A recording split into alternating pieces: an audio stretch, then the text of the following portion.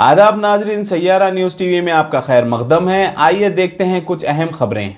मोहम्मद अखलाक Hussain TDP leader और B अखिल Ahmad x corporator ने मस्जिद हज़रत बिलाल मुशीराबाद के पास पहुंचकर फ़र्दन अवाम से मुलाकात करके इन्हें ईद की मुबारकबाद पेश की।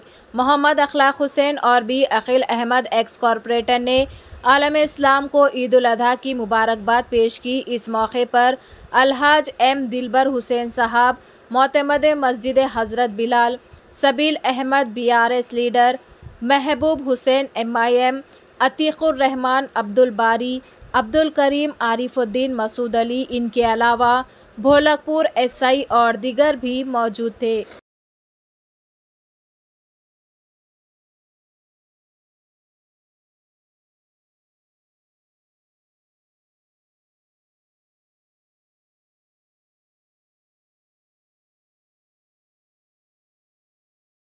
जैसा कि आपने देखा नाजरीन, क्या हो रहा है देश और दुनिया में। इस चैनल को सब्सक्राइब करिए, लाइक करिए, शेयर करिए और हमें दीजिए इजाजत।